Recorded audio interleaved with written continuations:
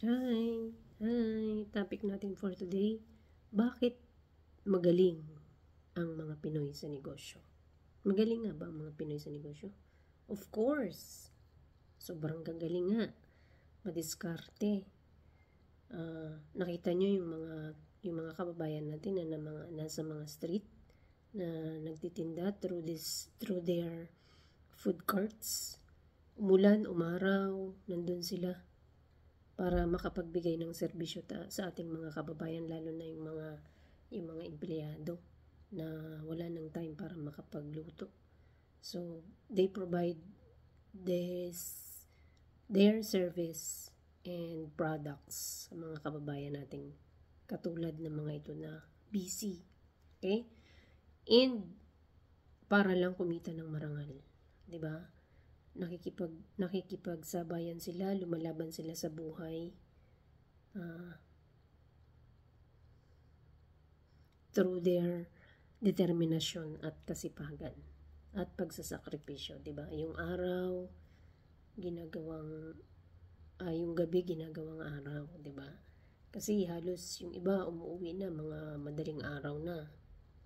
Pero marangal naman yung kanilang ginagawa at saludo ako diyan. So, ang tanong, bakit sa nakikita natin ito na kasipagan, pagtatyaga, at dedikasyon ng ating mga kababayan, bakit marami pa rin ang ayaw sumubok na magnegosyo? Marahil dahil nakikita ng iba nating mga kababayan na kahit sobrang sipag, kahit sobrang sakripisyo ang ginagawa, pero hindi pa din masasabing naaabot nila yung kanilang mga pangarap. Okay? So, ano ang kulang? May kulang, kapatid. Dapat kasi, kailangan kasi po, may tamang sistema sa pagninegosyo. Okay? Nandun na yung sipag mo, nandun na yung tiyaga mo, nandun na yung dedikasyon mo, determinasyon mo, at kung lumalaban ka ng patas, marangal kang nagnenegosyo. Pero, at the end po, talo ka kasi wala kang sistemang sinusunod. Okay po.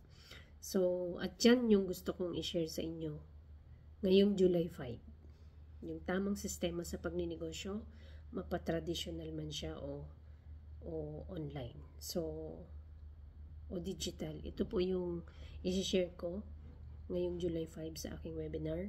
So, kung gusto mo, you can register sa link. Libre lang po ito.